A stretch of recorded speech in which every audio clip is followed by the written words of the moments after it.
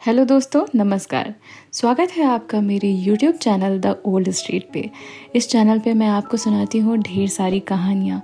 और आज मैं आपके लिए कहानी लेकर आई हूँ एक ऐसे लेखक की जो कि भारतीय सिनेमा के जाने माने व्यक्तित्व हैं और सिनेमा के क्षेत्र में उनके योगदान के लिए उन्हें दादा साहब फाल्के पुरस्कार से भी सम्मानित किया गया। एक सफल फिल्म निर्माता, निर्देशक, पटकथा लेखक होने के साथ साथ वो एक साहित्यिक लेखक भी थे। उनका नाम है सत्यजीत राय और सत्यजीत राय की कलम से लिखी हुई एक कहानी है जिसका नाम है प्रोफेसर हिज बिज बिज। तो नाम तो बड़ा थोड़ा अजीब सा है सुनने में। हाँ जी, तो आप भी नाम पर ना जाइए और चलिए कहानी को शुरू करते हैं बिना देर किए। क्या पता कहानी बहुत ही औसम हो। तो चलिए कहानी शुरू करते हैं। मेरे साथ जो घटना घटी है उस पर शायद ही कोई विश्वास करे। अपनी आंखों से देखे बिना बहुतेरे आदमी बहुत सी बातों पर विश्वास नहीं करते, जैसे भूत। इतना जरूर है कि मैं भूत प्रेतों की कहानी लिखने नहीं बैठा हूँ। सच कहने में हर्जी क्या, इसे किस तरह की घटना कहूँ यह बात खुद मैं नहीं जानता, मगर घटना घटी है और घटी है मेरे जीवन में ही, इसीलिए इसमें सच्चाई है और उसके संबंध में लिखना भी स्वाभाविक है। पहले ही बता दूं कि जिसके कारण यह घटना घटी थी उसका नाम मुझे नहीं मालूम। उसने बताया था कि उसका कोई नाम है ही नहीं। इतना ही नहीं, नाम के बारे में उसने छोटा मोटा एक भाषण भी दे डाला था। माफ कीजिए, इतना ही नहीं, नाम के साथ साथ उसने छोटा मोटा भाषण भी दे डाला था। नाम से क्या आता जाता है साहब। किसी जमाने में मेरा कोई नाम था, अब उसकी जरूरत नहीं है, इसीलिए उसको मैंने त्याग दिया है। आप चूंकि आए, बातचीत की, अपना नाम बताया, इसीलिए नाम का प्रश्न उठता है। यूं यहाँ कोई नहीं आता और ना आने का मतलब है कि मुझे मेरा नाम लेकर कोई नहीं पुकारता। जान पहचान का कोई आदमी है नहीं, किसी से खत किताबत नहीं, अखबारों में रचना नहीं छपवाता हूँ, बैंक के चेक पर दस्तखत नहीं करना पड़ता। फलस्वरूप नाम का तो कोई प्रश्न ही नहीं उठता। एक नौकर है, मगर वो भी गूंगा ना होता तो मेरा नाम लेकर मुझे पुकारता, बल्कि मुझे बाबू कहता। बस बात खत्म। अब सवाल यह पैदा होता है कि आप मुझे क्या कहकर पुकारिएगा। आप इसी सोच में हैं ना।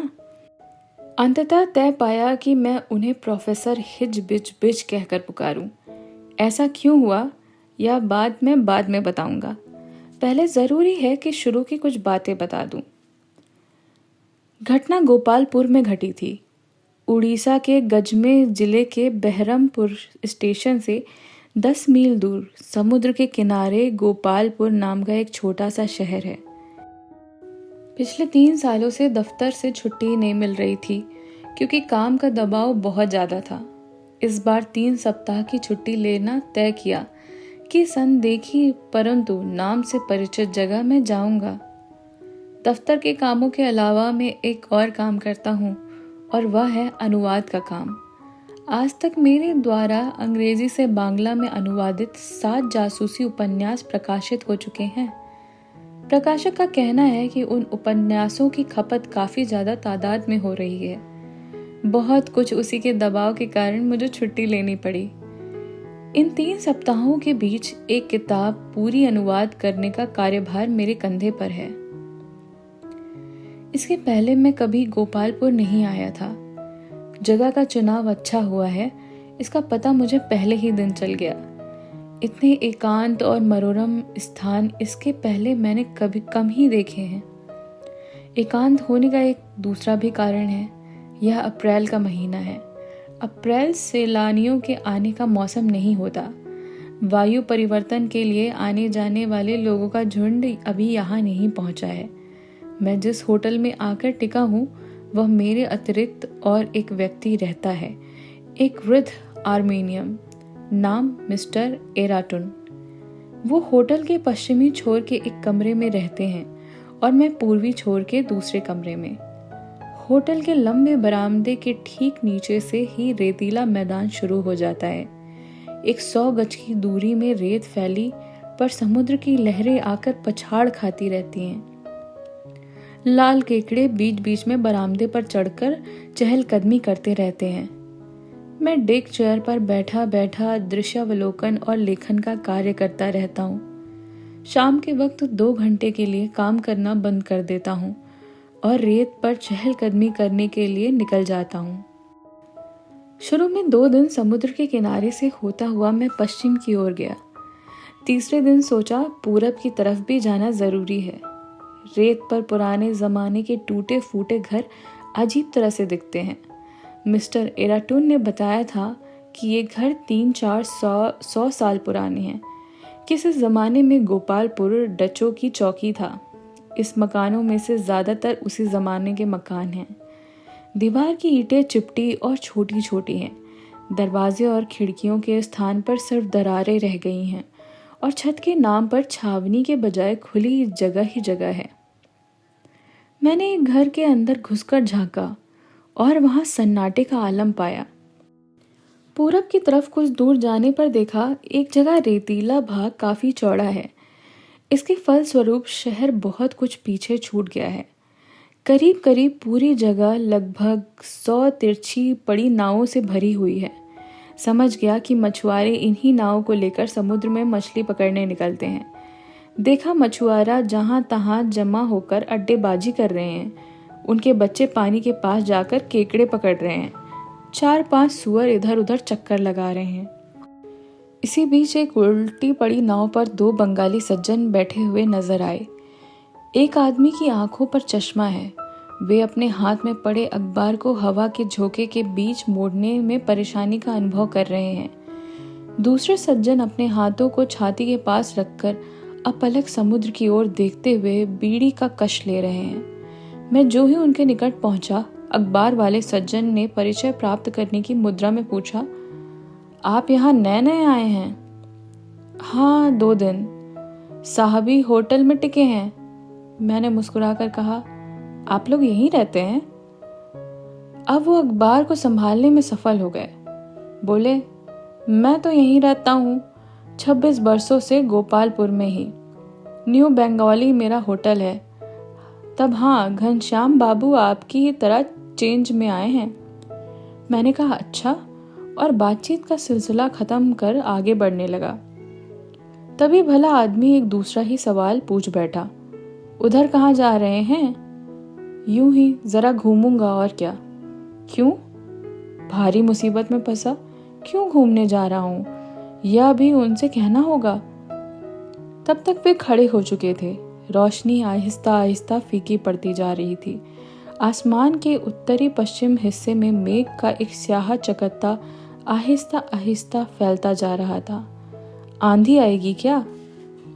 भले आदमी ने कहा, 1 साल पहले कुछ कहा नहीं जा सकता था। उस समय ऐसी हालत थी कि जहां मर्जी हो आदमी घूम फिर सकता था। पिछले सितंबर से पूरब की तरफ मछुआरे की बस्ती से 1 मील दूर एक आदमी डेरा डंडी डाले बैठ गया।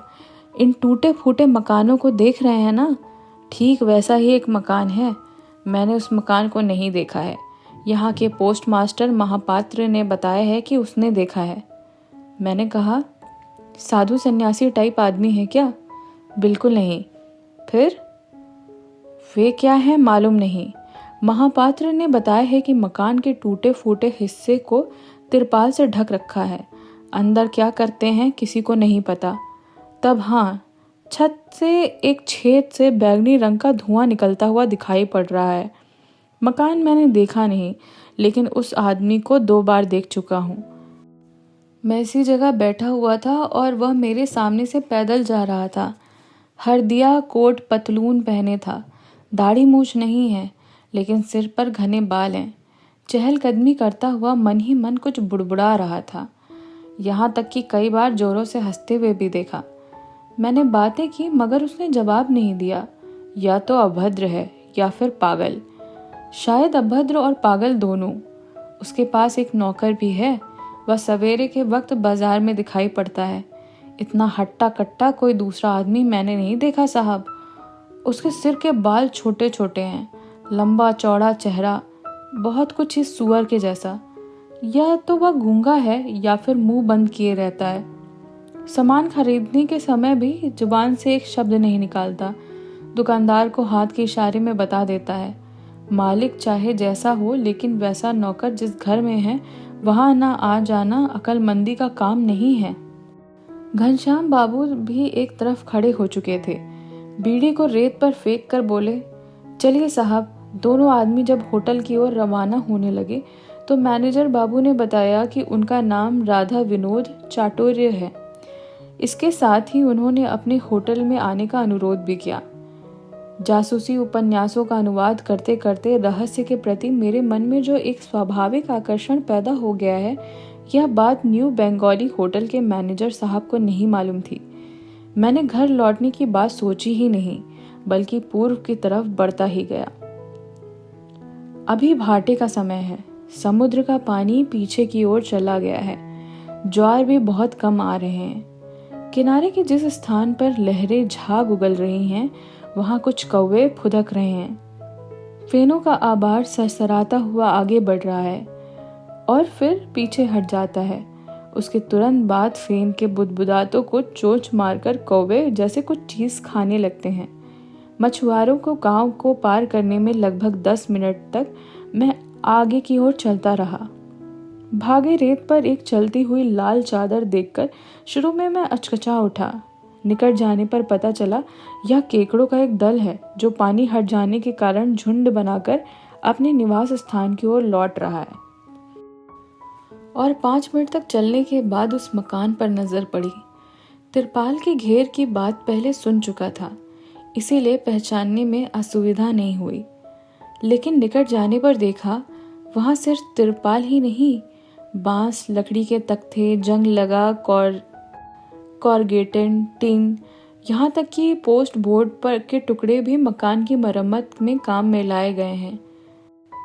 देखकर लगा, अगर छत को भेदकर बरसात का पानी अंदर नहीं गिरता तो किसी आदमी के लिए इस मकान में रहना संभव नहीं है। मगर वह आदमी है कहाँ? कुछ देर तक वहां खड़े रहने के बाद मुझे लगा, वह आदमी अगर आज पगला है या उसके पास सचमुच ही एक विशालकाय नौकर है, तो मैं जिस तीव्र कौतूहल के साथ इस मकान की ओर देख रहा हूँ, मेरा यह देखना बुद्धिमानी का काम है? इससे तो यह अच्छा होगा कि यहाँ से थोड़ी दूर हटकर अनमने के साथ चहलकदमी करता रहूं। इतनी दूर जब आ ही चुका हूँ तो फिर उसे बिना देखे कैसे चला जाऊं? मैं यह सोच ही रहा था कि एकाएक ऐसा लगा जैसे घर के सामने के दरवाजे की दरार के पीछे अंधेरे में कोई चीज हिल डुल रही है। उसके बाद एक नाटा सा आदमी बाहर आया। यह समझने में देर नहीं लगी कि यह आदमी इस मकान का मालिक है और यही अंधेरे का फायदा उठाकर कुछ देर से मुझे पर निगरानी रख रहा था। आपके हाथ में 6 उंगलियां देख रहा हूं। ही अचानक महीन आवाज सुनाई दी।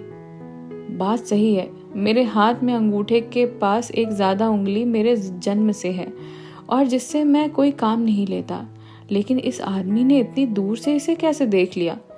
जब वह बिल्कुल पास चला आया तो देखा कि उसके हाथ में पुराने जमाने की एक आंख से देखी जाने वाली दूरबीन है और उससे वह बेझिझक मेरा अध्ययन कर रहा था। दूसरी उंगली अवश्य ही अंगूठा है ना? इस आदमी के गले की आवाज अत्यंत महीन है। इतनी उम्र के किसी आदमी की आवाज इस तरह की मैंने नहीं सुनी थी। आइए, बाहर क्यों खड़े हैं? उसकी बात सुनकर मुझे आश्चर्य हुआ।